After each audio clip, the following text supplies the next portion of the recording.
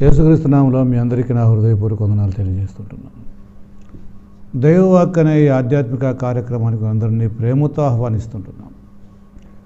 ఈరోజు మాతో కూడా మీరు ఏకీభవించి సత్యవాక్యాన్ని ధ్యానించడానికి మీరు మాకు ఇచ్చిన ఈ సమయానికై కూడా మీకు వందనాలు. నిజంగా మనం సత్యాన్వేషులైతే సత్యానికి లోబడాలి. కాలక్షేపం కోసం కాకోకుండా సత్యం యొక్క గ్రహింపు కోసం పీడారా మనము దేవుని వాక్యాన్ని ధ్యానించుకుందాం. మీ వద్ద బైబిలు, పేపరు, పెన్ను ఉంచుకొని ఇవ్వనటువంటి యొక్క రెఫరెన్స్ రాసుకొని పరిశీలించుకొని సత్యాన్ని గ్రహించాలని, క్రీస్తు సంఘ సభ్యులై మీరు పరలోకానికి ఎత్తబడాలని నా ఉద్దేశం. క్రీస్తు సంఘస్థులుగా మా యొక్క హెచ్చరిక అందరికీ ఇస్తుంటున్నాం. కాబట్టి కొన్ని రోజుల నుంచి మనము న్యాయాధిపతుల యొక్క పుస్తకంలో కొన్ని మాటలు మనం ధ్యానిస్తుంటున్నాం. ఇంతవరకు చెప్పుకున్నట్టుగా న్యాయాధిపతుల గ్రంథంలో కొన్ని ప్రాముఖ్యమైనటువంటి విషయాలు మాత్రమే ధ్యానించుకుంటాం. అన్నీ ధ్యానించక సాధ్యం లేదు. కాబట్టి యేసుక్రీస్తును మనం ఎలాగ చూడాలి? కొత్త నిబంధనలో, పాత నిబంధనలో సాదృశ్యాల ద్వారా, దృష్టాంతాల ద్వారా మనం యేసుక్రీస్తుని తెలుసుకుంటున్నాం. కొత్త నిబంధనలో ఇది చాలా ఆసక్తికరమైనటువంటి విషయాలు ఇవి. న్యాయాధిపతుల గ్రంథములో గత పాఠంలో మనం 15 మంది న్యాయాధిపతుల ద్వారా దేవుడు ఆనాడు తన ప్రజల్ని కొన్ని వందల సంవత్సరాలు పరిపాలించినట్టుగా మనకి కనపడుతుంది. వాళ్ళని దేవుడే నియమించినట్టుగా మనకి తెలుస్తుంది. న్యాయాధిపతులుగా ఒక్కొక్కరు కొన్ని సంవత్సరాలు పరిపాలించినట్టుగా మనకి కనపడుతుంది. ఈ న్యాయాధిపతులు రక్షకులుగా పిలువబడ్డారు. న్యాయాధిపతులుగా వాళ్ళు పరిగణించబడ్డారు. మన ప్రియ ప్రభువును, మన రక్షకుడు యేసుక్రీస్తు వారు కూడా రక్షకుడుగా, న్యాయాధిపతిగా మనకి కనపడతాడు. కాబట్టి అది ఎలాగో మనం ఈ న్యాయాధిపతుల గ్రంథం నుంచి మనము క్రీస్తును అర్థం చేసుకుంటున్నాం. 15 మంది న్యాయాధిపతుల్లోనూ, వాళ్ళ పేరుల్లోనూ, వాళ్ళ కార్యకలాపాల్లోనూ, దేవుని కొరకు వాళ్ళు చేసినటువంటి కృషిలోనూ మనం కొంత యేసుక్రీస్తుని తెలుసుకున్నాం. యేసుక్రీస్తు నిజమైన రక్షకుడు అని ఈ న్యాయాధిపతుల్లో రాయబడినట్టుగా ఆ కాలమున యెహోవా వారి కొరకు న్యాయాధిపతులను పుట్టించిన మాట ఉంది. న్యాయాధిపతులను ఆ కాలంలో వాళ్ళ కోసం పుట్టించినాడు. సంసోను గురించి అయితే 13వ అధ్యాయంలో దేవుడు మాట్లాడుతూ అక్కడ ఈ విధంగా చెబుతున్నాడు. 13వ అధ్యాయం 2వ వచనం, ఆ కాలమున దాను వంశస్థుడును జొరియా పట్టణస్థుడును అయిన మనోహను ఒకడుండెను.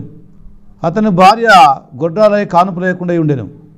యెహోవా దూత ఆ స్త్రీకి ప్రత్యక్షమై, ఇదిగో నీవు గొడ్రాలు, నీ కానుపు లేకపోయాను, అయితే నీవు గర్భవతి కుమారునికందు, కాబట్టి నువ్వు జాగ్రత్తగా ఉండి ద్రాక్షరసమునే కానీ మద్యమునే కానీ త్రాగకుండం, అపవిత్రమైనదైనా తినకుండం. నీవు గర్భవతి కుమారునికందు, అతని తల మీద మంగళ కత్తి వేయకూడదు. ఆ బిడ్డ గర్భమున పుట్టింది మొదలుకొని దేవునికి వ్రతం చేయబడిన వాడే ఫిలిస్తీన్ల చేతిలో నుండి ఇశ్రాయేలును రక్షింప మొదలుపెట్టిన ఆమెతో అనగా ఆ స్త్రీ తన పెనిమిటి వద్దకు వచ్చి అన్నమాట మనకి అక్కడ కనపడుతుంది. కాబట్టి ఈ నాజీరు అంటే దేవునికి వ్రతం, దేవునికి ఎన్నిక చేయబడినటువంటి వాడు, దేవుని కోసం. కాబట్టి ఈ విధంగా సాంసోను భూలోకానికి రాకముందే దేవుడు ఆ మనోహ భార్యకి ఆ విషయాన్ని చెప్పేసినాడు. ఈ విధంగా దేవుడు న్యాయాధిపతులను ఇశ్రాయేలు కోసం జన్మింపజేస్తున్నాడు. సాంసోను జన్మించే దినాల్లో శత్రువులు ప్రబలిపోయి ఉంటున్నారు. ఫిలిస్తీయ సర్దారులు అని ఉంటుంది. కాబట్టి యేసు ప్రభు భూలోకానికి వచ్చేలోపు ప్రపంచం దుష్టునితో నిండి ఉంది అని వాక్యం చెప్తుంది. ఇదిగో ఈ లోకాధికారి వస్తున్నాడు, అతనితో నాకు పని లేదని యేసు ప్రభు ఒకసారి అన్నాడు. కాబట్టి దుష్టుడు, ఈ లోకాధికారి, వాయుమండల సంబంధమైనటువంటి అధికారి ఈ సైతాన్, కాబట్టి యేసు ప్రభు అతని గురించి మనకి హెచ్చరించేసేసినాడు. అయినా ఆ సైతాను క్రీస్తులో ఉన్నటువంటి వాడిని ఏమీ చేసుకోలేడని వాక్యం చెప్తుంది. సరే, ఈ న్యాయాధిపతులంతా కూడా 15 ఏళ్ళు, 20 ఏళ్ళు, 22 ఏళ్ళు, 8 ఏళ్ళు, 7 ఏళ్ళు, 40 ఏళ్ళు, 80 ఏళ్ళు, ఒక్కొక్కరు ఇంతింత కాలం, ఇంతింత సంవత్సరాలు పరిపాలించిన ఇశ్రాయేలీయుల్ని. అయితే వారి ద్వారా వారు సంపూర్ణులు కాలేకపోయి ఉంటున్నారు. మరి మన సంగతి ఏంటి? ఈ న్యాయాధిపతుల్లో మనం న్యాయాధిపతి అయిన యేసుక్రీస్తుని, ఈ రక్షకులలో నిజమైన రక్షకుడైనటువంటి యేసుక్రీస్తుని మనం చూసుకోవచ్చు. కొంతవరకు పరిచయం కూడా విన్నాం.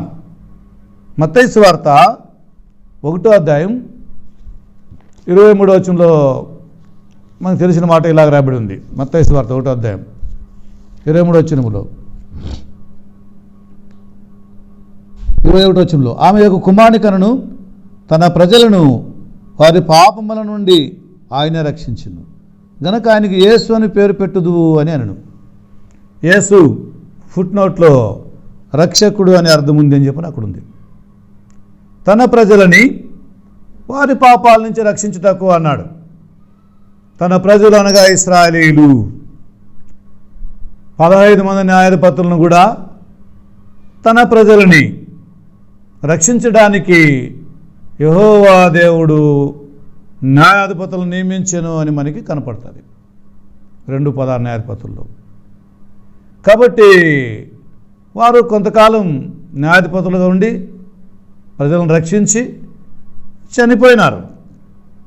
కానీ యేసుక్రీస్తు అలాగైతే కాదండి. నిజమైన రక్షకుడుగా, లోకరక్షకుడుగా, నిరంతరము పరిపాలించే న్యాయాధిపతిగా, రక్షకుడుగా మనకి ఈయన కొత్త నిబంధనలో మనకు కనపడుతున్నాడు. ఇదిగో నేను మృతనేతిని కానీ యుగయుగములు సజీవుడుగా ఉన్నానని చెప్తున్నాడు ఆయన. కాబట్టి ఈ క్రీస్తు అనే న్యాయాధిపతి మనకు చాలా సరిపోయినటువంటి వాడు. మత్తయి సువార్త 1:21లో తన ప్రజలను ఆయనే రక్షించును గనక ఆయనకు యేసు అని పేరు పెట్టుదు. ఇక్కడ వారి పాపముల నుండి ఆయనే రక్షించునన్న మాట ఉంది మత్తయి సువార్త 1:21లో. కానీ పాత నిబంధనలో వారిని శ్రమల్లో నుంచి, కష్టాల్లో నుంచి, వారి బాధలను రక్షించడానికి అని అక్కడ ఉంది కదా. కొత్త నిబంధనలు అయితే, మత్తయి సువార్తలు అయితే యేసుక్రీస్తు తన ప్రజలను వారి పాపముల నుంచి రక్షించడానికి, ఇశ్రాయేలీయుల్ని రక్షించడానికి. మళ్ళీ వాళ్ళు మారలేదు కదా, వాళ్ళ పాపాలు మరి పోలేదు కదా. దేవుడు ఎంత ప్రేమించినా, ఎన్ని మేలు చేసినా వాళ్ళ పాపం నుంచి పరిహారం మాత్రం పొందలేకపోతుంటున్నారు. అందుకనే కుమారుడుగా యేసు భూలోకానికి రావడం జరిగింది. రక్షకుడుగా ఆయన లోకానికి వచ్చినాడు. యోహాను సువార్త 3:17. లోకము తన కుమారుని ద్వారా రక్షణ పొందుటకే కానీ తీర్పుకు దేవుడు ఆయన్ని చేయడానికి పంపలేదని వాక్యం చెప్తుంది. ఈనాడు అనేకులు తీర్పుకు గురి కాకుండా ఉండాలంటే రక్షకుడైనటువంటి యేసుక్రీస్తు వద్దకు రావాలి. తమ పాపాలు క్షమించుకునే మార్గాన్ని చూసుకోవాలి. యోహాను 1 తిమోతి 1:15లో పాపులను వెతికి రక్షించుటకు వచ్చినటువంటి రక్షకుడు అని ఉంటుంది. నేను పాపి, మనందరం కూడా పాపులే. పాపులను రక్షించడానికి కుమారుడైనటువంటి క్రీస్తుని భూలోకానికి దేవుడు నిజంగా ఎంతగానో ప్రేమించి మనల్ని పంపించాడు. ప్రియులారా, మనల్ని ఆయన రక్షించడానికి యేసు ప్రభు తండ్రి సంకల్పానికి లోబడ్డాడు. మన కొరకు తన ప్రాణం పెట్టినాడు, మనల్ని రక్షించినాడు. నిజముగా యేసే నిజమైన రక్షకుడు. 1 తిమోతి 3:16లో రక్షకుడని జనములలో ప్రకటించబడినని ఉంది. అక్కడ రక్షకుడని జనములలో ప్రకటించబడినాడు. మనం పాత నిబంధనలో ఒక సాదృశ్యం చూసుకుంటే, ఫరో యోసేపుకి జఫనత్పనేహు అని పేరు పెట్టాడు. దాని మీనింగ్ కూడా లోకరక్షకుడు అనే అర్థం. వారి భాషలో, ఐగుప్తీయుల యొక్క భాషలో లోకరక్షకుడు అని. 7 ఏళ్ళు శ్రమ, భయంకరమైన ఆ కరువుని నిభాయించడానికి నువ్వే సమర్థుడు అన్నాడు ఫరో రాజు, చక్రవర్తి. అందుకే యోసేపునే ఆ దేశం పైన ఉత్తరాధికారిగా చేశాడు, రాజుగా చేశాడు. సమస్తం యోసేపే చూసుకుంటున్నాడు, కానీ ఫరో ఏమి లేదు, సమస్తం ఆయనకు అప్పగించేసేసినాడు. బైబిల్లో కొత్త నిబంధన ఉంటుంది, సర్వాధికారము క్రీస్తుకే తండ్రి అప్పగించేసేసినాడు. సమస్తము యేసుక్రీస్తుదే. లోకాన్ని రక్షించడానికి సమర్థుడు క్రీస్తే. అందుకే ఆయన కన్యక గర్భములో జన్మించి, పాపము లేనివాడుగా జన్మించి, పాపిని ప్రేమించి, పాపమును జయించి మనకు రక్షణ అనుగ్రహించునని ఎఫెసీ 4:8 అంటుంది. చెరను చెరగా బంధించి మనకు ఈవులను ఆయన అనుగ్రహించిన వాక్యం చెప్తుంది. ప్రియులారా, న్యాయాధిపతుల్లో ఉన్నటువంటి ఆ యొక్క 15 మంది న్యాయాధిపతుల యొక్క చరిత్ర చదివినప్పుడు శ్రమల్లో, ఇరుకుల్లో, ఇబ్బందుల్లో ఆ ప్రజల్ని ఆయా సమయాలు రక్షించడానికి దేవుడే నియమించిన న్యాయాధిపతులు వాళ్ళైతే, దేవుడే ఇక్కడ తన ప్రజల్ని వారి పాపముల నుంచి రక్షించడానికి అని చెప్తున్నాడు. కాబట్టి ఎవరు పాపులు అంటే ఏ భేదం లేదు, అందరూ పాపులని వాక్యం చెప్తుంది. సరే, రెండోది చూద్దాం. మత్తయి 25:31 ఈ విధంగా ఉంది. యేసుక్రీస్తుని గురించి మనం అక్కడ ధ్యానిస్తే చక్కగా ఉంటుంది. 31 వచనములో, తన మహిమతో మనుష్య కుమారుడును ఆయనతో కూడా సమస్త దూతలను వచ్చినప్పుడు తన మహిమ కలిగిన సింహాసనం మీద ఆయన ఆసీనుడై ఉండును. ఇది ఆయన న్యాయాధిపతిగా మనకి పరిచయం చేస్తూ ఉంది. రాజుగా, న్యాయాధిపతిగా, న్యాయం తీర్చువాడుగా మనకి పరిచయం చేస్తుందండి. అది ఎలాగో చూద్దాం. 34 వచనంలోన 25:34, అప్పుడు రాజు తన కుడివైపున ఉన్నవాడిని చూసి, నా తండ్రి చేత ఆశీర్వదించబడిన వారులారా రండి, లోకం పుట్టినది మొదలుకొని మీ కొరకు సిద్ధపరచబడిన రాజ్యం స్వతంత్రించుకొనుడి అని ఉంది అక్కడ. ఎంత చక్కగా చూడండి, తీర్పు జరుగుతుంది ఇక్కడ. యేసు ప్రభు తాను భూమి పైన ఉన్నప్పుడు చెప్పినటువంటి మాట, న్యాయాధిపతిగా తాను వస్తున్నానని, రాజుగా తాను వస్తున్నానని, తన వారిని ఆయన ఆశీర్వదించి తండ్రి యొక్క స్థానానికి చేరుస్తానని చెప్పి ఆయన ముందుగా హెచ్చరిస్తుంటున్నాడు. అదే మత్తయి సువార్త 25:41 ఇలా రాయబడి ఉంది. అప్పుడు ఆయన ఎడమవైపు ఉండి వాడిని చూచి, శపించబడిన వారులారా, నన్ను విడిచి అపవాదికిని వాని దూతలకుని సిద్ధపరిచిన నిత్యాగ్నిలోకి పోవుడి అని అక్కడ ఉంది. చూడండి, రాజ్యం అనగా ఇక్కడ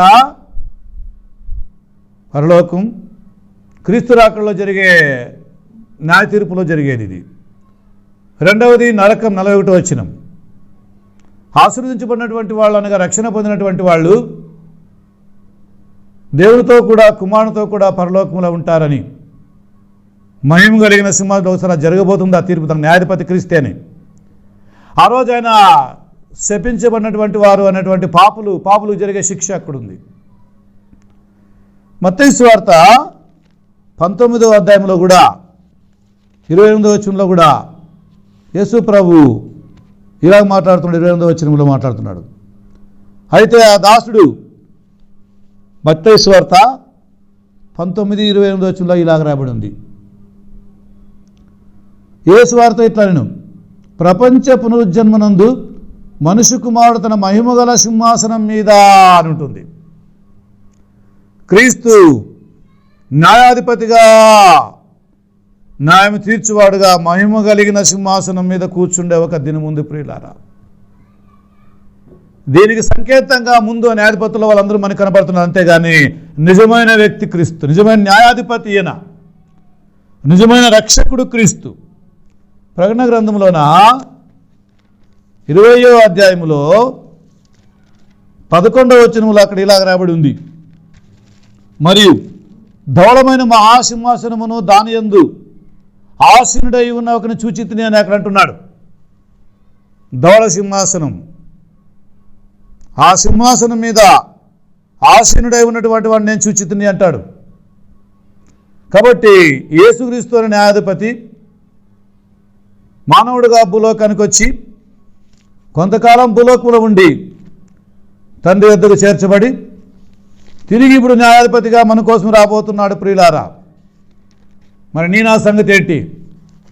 2వ కొరింథీ పత్రిక 5వ అధ్యాయంలో ఈ విధంగా ఉంది. అక్కడ 10వ వచనంలో, ఎందుకనగా తాను జరిగించిన క్రియల చొప్పున అవి మంచివైనను సరే చెడ్డవైనను సరే దేవునితో జరిగించిన వాటి ఫలమును ప్రతివాడును పొందినట్లు మనమందరము క్రీస్తు న్యాయపీఠం మీదట ప్రత్యక్షం కావాలి. ఇక్కడ పరిశుద్ధాత్ముడు చెబుతున్నాడు, క్రీస్తు యొక్క న్యాయపీఠం. ఈ పీఠం పైన క్రీస్తు న్యాయాధిపతిగా కూర్చుంటాడు. న్యాయాధిపతి ఆయనే. దేవునితో జరిగించే ప్రతివాని యొక్క క్రియలకు న్యాయం తీర్చడానికి ఆయన సిద్ధపడుతున్నాడు. మత్తయి 16:27లో కూడా మహిమతో క్రీస్తు రాబోతున్నాడు, మహిమ కలిగిన సింహాసనం పైన ఆయన కూర్చోబోతున్నాడు. అపోస్తుల కార్యముల గ్రంథం 10వ అధ్యాయం 42వ వచనంలో కూడా అక్కడ ఈ విధంగా రాబడి ఉంది. అపోస్తుల కార్యముల గ్రంథం 10వ అధ్యాయం 42వ వచనంలో, నిధియుగాక దేవుడు సజీవులకును మృతులకును న్యాయాధిపతిగా నియమించిన వాడు ఈయనే. చూడండి, దేవుడే క్రీస్తు న్యాయాధిపతిగా నియమించినాడు. మృతులకును సజీవులకును అనగా చనిపోయిన వారిని లేపి న్యాయం తీర్చేవాడు ఆయనే. ఒకవేళ సజీవులుగా ఉన్నటువంటి వాడిని కూడా న్యాయం తీర్చేవాడు కూడా ఆయనే. క్రీస్తే న్యాయాధిపతి. ఆ 15 మంది పాత నిబంధనలో న్యాయాధిపతులు కొంతకాలానికి చనిపోయినారు వాళ్ళ యొక్క కాలం అయిన తర్వాత. కానీ యేసు ప్రభు భూలోకంలో 33 ఏళ్ళు జీవించి చనిపోయి తిరిగి లేచి పరలోకానికి పోయి తండ్రి కుడి పార్శ్వన ఆసీనుడై తిరిగి ఆయన న్యాయాధిపతిగా రాబోతున్నాడని చెప్పిన వాక్యాలు చెబుతున్నాయి. మత్తయి సువార్తలో ఇంతవరకు చూసిన కొన్ని విషయాలు ఆయన భూమిపైన ఉన్నప్పుడే ఆ సత్యాన్ని చెప్పినాడు. నేను తీర్పు తీస్తున్నానని, న్యాయాధిపతిగా రాబోతానని. శాస్త్రులు పరిసరాలు కొంతమంది విని ఓర్చుకోలేకపోయారు. అపోస్తుల కార్యం 17:31లో కూడా భూలోకమునకు తీర్పు తీర్చిపోయే ఒక దినమును దేవుడు ఆయనకు అప్పగించినాడు. క్రీస్తే న్యాయాధిపతిగా నీవెవడవైనా సరే వదిలిపెట్టుడు, అతను నిన్ను తీర్పు తీరుస్తాడు ఖచ్చితంగా. అపోస్తుల కార్యముల గ్రంథం 24వ అధ్యాయంలో అక్కడ ఈ విధంగా రాబడి ఉంది. ఆ మాట మనం చూద్దాం కొంచెం. అపోస్తుల కార్యముల గ్రంథం 24వ అధ్యాయంలో కూడా 25వ వచనంలో ఇలాగుంటుంది. అక్కడ అప్పుడు అతడు నీతిని గూర్చి, ఆశా నిగ్రహమును గూర్చి, రాబో విమర్శను గూర్చి ప్రసంగిస్తుండగా అని అక్కడ ఉంది. పౌలు రాబో యొక్క విమర్శ, క్రీస్తు రాబోతున్నాడు, విమర్శ చేయబోతున్నాడు, తీర్పు చేసిపోతున్నాడు. దేవునితో జరిగించిన క్రియలు మంచివైనా సరే చెడ్డవైనా సరే ఎవరు తప్పించుకోలేరు. క్రీస్తు సంఘస్థులు మనమేం హెచ్చరిస్తుంటున్నాము. బోధకులమైన మనం అనేకమైన అందరికంటే కఠినమైన తీర్పు పొందాలి కనుక జాగ్రత్తగా ఉండాలి. తీర్పు తీర్చేవాడు వస్తున్నాడు కనుక మనం హుషారుగా ఉండాలి. యోహాను సువార్త 5వ అధ్యాయం 22వ వచనములో చక్కగా యేసు ప్రభు మాట్లాడుతున్నాడు. 22వ వచనములో యోహాను సువార్త 5వ అధ్యాయం 22వ వచనంలో ఇలాగ మాట్లాడుతున్నాడు ఆయన. చూద్దాం. తండ్రి ఎవరిని గురించి తీర్పు తీర్చాడు కానీ తండ్రిని కనపరిచినట్లుగా అందరూ కుమారుని కనపరచాలని తీర్పు తీర్చడానికి సర్వాధికారం యేసుక్రీస్తే సర్వాధికారి, ఆయనే న్యాయాధిపతి. 27వ వచనంలో 5:27 ఇక్కడ విధంగా ఉంటుంది. ఇంకా అక్కడ మరియు ఆయన మనుష్య కుమారుడు కనుక తీర్పు తీర్చుటకును తండ్రి ఆయనకు అధికారం అనుగ్రహించెను. కాబట్టి చనిపోయిన వారిని లేపుటకును వారికి తీర్పు తీర్చుటకును సర్వాధికారము తండ్రి కుమారుడైన క్రీస్తుకు అప్పగించినాడు కనుక ప్రియులారా, ఈ సత్యం నీ ఎరుగుదువా? యేసు వస్తున్నాడు, న్యాయాధిపతిగా వస్తున్నాడు.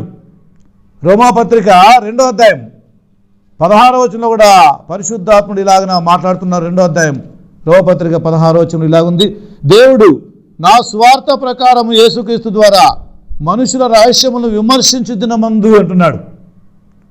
కాబట్టి స్వార్థ నమ్మండి, క్రీస్తు నమ్మండి, మారు మనసు పొందండి. ఏలైనగా యేసు ప్రభు విమర్శ చేయడానికి వస్తున్నాడు. నువ్వు రక్షించబడకపోతే ఆ క్రీస్తు యొక్క ఆ డూమ్స్ డేలో, ఆ విమర్శ దినములో నీ గతి ఏంటి? బైబిల్ ఇంకా అంటుంది, యాకోబు యొక్క భక్తుడు ఈ విధంగా మాట్లాడుతున్నాడు క్రీస్తుని గురించి, ఆయన యొక్క రాకడ గురించి మాట్లాడుతున్నాడు. 5వ అధ్యాయం 9వ వచనంలో ఇలాగుంటుంది, సహోదరులారా మీరు తీర్పు పొందుకుంటూ నిమిత్తం ఒకరి మీద ఒక సన్నగొకుడి, ఒకరి మీద ఒకటి సన్నగకుడి, ఇదిగో న్యాయాధిపతి వాకిట్లో ఉన్నాడని ఉంది. ఆయన వస్తున్నాడు ప్రియులారా, న్యాయం చేయడానికి వస్తున్నాడు. ఇందుకు ముందే దేవుడు పాత నిబంధన కాలంలో చరిత్రలో అనేక దేశాలకి, అనేక రాష్ట్రాలకి, అనేక ప్రజలకు ఆయా సమయాల్లో న్యాయం తీర్చి దేవుడుగా తను రుజువుపరుచుకున్నాడు. మరి ఇప్పుడు యేసుక్రీస్తు ద్వారా ప్రపంచానికి ఆయన న్యాయం తీర్చడానికి వస్తూ ఉన్నాడు. ఇంకో మాట 4:12 యాకోబు పత్రికలో, ఒక్కడే ధర్మశాస్త్రం నియమించి న్యాయం విధించువాడు. చూడండి, న్యాయం విధించువాడంటే ఫుట్ నోట్లో తీర్పరి అని ఉంది. వాదించేవాడు కాదు, తీర్పు తీర్చేవాడే, జడ్జిమెంట్ చేసేవాడే. మరి యేసుక్రీస్తు ప్రభు మనందరికీ ప్రపంచానికి న్యాయం తీర్చడానికి వస్తున్నాడు. ప్రియులారా, న్యాయాధిపతుల గ్రంథములో ఉన్నటువంటి ఆ న్యాయాధిపతుల ద్వారా మనకు నిజమైనటువంటి న్యాయాధిపతి అనే క్రీస్తు యొక్క రహస్యం మనకి ఇలాగ బైబిల్ చెప్తుంది, పరిశుద్ధాత్మ చెప్తున్నాడు. పేతురు రాసిన మొదటి పత్రిక 4:5 ఇలాగా అక్కడ రాబడి ఉంటుంది, సజీవులకును మృతులకును తీర్పు తీర్చుటకు సిద్ధముగా ఉన్న వానికి ఉత్తరవారులు. మనందరం ఉత్తరవాదులమే ఉంటున్నాం. దేవునితో జరిగించిన ప్రతి క్రియలు మనము దేవుని దగ్గర లెక్క చెప్పాలి. దేవుని పిల్లలైనంత మాత్రాన, క్రైస్తవులైనంత మాత్రాన, సేవకులైనంత మాత్రాన, బోధకులైనంత మాత్రాన, సువార్థికులైనంత మాత్రాన మనల్ని మనం పరీక్షించుకోకపోతే, మంచి చెడ్డ అనేది విచక్షణ లేకపోతే, దేవుని వాక్యానుసారంగా మనం జీవించకపోతే తీర్పు తీర్చుటకు ఆయన మన కొరకు సిద్ధంగా వస్తున్నాడు. పేతురు రాస్తున్నాడు ఆ మాట. పేతురు ఎంత పెద్ద భక్తుడైనా అపోస్తుడైనా తను తాను ఇలాగన దేవునికి సమర్పించుకుంటున్నాడు. ఎవరు కూడా తప్పించుకోలేరు అంటున్నాడు. మృతులు శరీర విషయంలో మానవ రీత్యా తీర్పు పొందినట్లు, ఆత్మ విషయంలో దేవుని బట్టి జీవించినట్లు, అందుకే అందరికీ స్వార్థ ప్రకటించబడింది. ఎవరు తప్పించుకోలేరు. గనుక ప్రియులారా, ఈ విధంగా ఇశ్రాయేలు యొక్క ప్రజలను ఆ రోజు 15 మంది న్యాయాధిపతులతో దేవుడు సంరక్షించాడు. మరి ఈరోజు నీ నా గతి మనం తప్పించుకోవడానికి, మనం న్యాయం తీర్చడానికి, మనం తీర్పు కాకుండా ఉండడానికే యేసు ప్రభు భూలోకానికి ఇంతకు ముందే వచ్చాడు. మన కొరకు ప్రాణం పెట్టాడు, తిరిగి తండ్రి వద్దకు చేరుకున్నాడు. ఇప్పుడు తిరిగి మన కోసం ఆయన వస్తున్నాడు, న్యాయాధిపతిగా వస్తున్నాడు. మొదటి రాకడలో న్యాయం తీర్చడానికి ఆయన రాలేదని వాక్యం అనేది, లోకము తన కుమారుని ద్వారా తీర్పుకు గురి కాకుండా ఉండాలని వచ్చినాడు. కాబట్టి ఇప్పుడు రెండవ రాకడలో మనము ఆయన కొరకు జీవించకపోతే మనం తీర్పుకు గురి అయ్యే అవకాశం ఉంది. ప్రకటన 22:12 అంటున్నాడు, జీతం నా వద్ద ఉంది, అంటే తీర్పు నా వద్ద ఉంది. మరి దేవుని బిడ్డ క్రైస్తవులారా, దేవుని పిల్లలారా, మరి న్యాయాధిపతుల గ్రంథంలో నుంచి మనం ఈ సత్యాన్ని నేర్చుకుంటున్నాం. 15 మంది న్యాయాధిపతులు వారి కాలాన్ని ముగించుకొని వెళ్ళిపోయారు. కానీ వారితో ఇక ఏదీ లేదు. కానీ అయితే యేసుక్రీస్తు అయితే నిజమైన న్యాయాధిపతి కదా. ఆయన ఎల్లప్పుడూ ఉన్నటువంటి వాడు, మనల్ని రక్షించినాడు, మన కోసం ప్రాణం పెట్టినాడు, తిరిగి మన కొరకు న్యాయాధిపతిగా రాబోతున్నాడు. మీ సంగతి ఏంటి? మరి 15 మంది న్యాయాధిపతులు ఎవరి కొరకు నియమించబడినారు? ఎవరు నియమించినారు వీళ్ళని? దేవుడే. ఎవరి కొరకు నియమించిన క్వశ్చన్ మనం వేసుకుంటే ఇశ్రాయేలు యొక్క 12 గోత్రముల వాళ్ళ కోసమే. మరి క్రీస్తు యొక్క రక్తములు విమోచించబడి క్రైస్తవులుగా పిలువబడుతున్న మనము మరి ఎవరు? మనల్ని ఏమని దేవుని వాక్యం అంటుంది? గల్తీయులకు రాసినటువంటి పత్రిక 6వ అధ్యాయంలో 15వ వచనంలో ఇలాగుంది, కొత్త సృష్టి పొందుటయే కానీ సున్నతి పొందుట ఎందే కానీ ఏమీ లేదు, పొందకపోవటం ఏమీ లేదు. ఈ పద్ధతి చెప్పున నడుచుకుని వారందరికీ అనగా దేవుని ఇశ్రాయేలుకు సమాధానము కృపయు కలుగునుగాక అంటున్నాడు. ఇక్కడ దేవుని ఇశ్రాయేలు అని మాట వాడాడు. ఎవరు దేవుని ఇశ్రాయేలు అంటే? అక్కడ ఇశ్రాయేలు దేవుని ప్రజలే, కానీ వారు శరీర సంబంధులు అయిపోయేసేసారు. వారు సున్నతి ద్వారా ఇశ్రాయేలుగా పిలువబడినారు. కానీ ఇప్పుడైతే మనము సున్నతి పొందుటేందుకు ఏమీ లేదు, కానీ సున్నతి పొందకపోవటం ఏమీ లేదు, కానీ మనము కొత్త సృష్టి అవుటయే అంటున్నాడు. క్రీస్తులో మరి నువ్వు రక్షించబడ్డావా? నువ్వు యూదుడవైనా యూదేతరుడవైనా పాపమని గుర్తుంచుకో.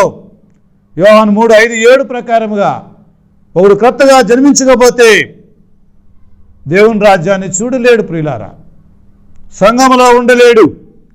ఒకడు నీటి మూలముగాను ఆత్మ మూలముగాను జన్మించాలని వాక్యం చెప్తుంది. యాకోబు 1:18 ప్రకారంగా వాక్యం ద్వారా దేవుడు మనల్ని కన్నాడు. చూడండి ఎంత బాగుంది. ఆత్మ మూలముగా అంటే వాక్యం మూలముగా, నీటి మూలముగా అంటే ముంచడం పొంది. మరి నువ్వు బాప్తిసం పొందావా? వాక్యాన్ని విన్నావా? వాక్యానికి లోబడ్డావా? కాబట్టి ఆ పాత నిబంధన 15 మంది న్యాయపతుల్లో లేనటువంటి గంభీరమైన సత్యం యేసుక్రీస్తులో మనకుంది. యేసు నిజమైనటువంటి న్యాయాధిపతిగా మనకు వస్తున్నాడు.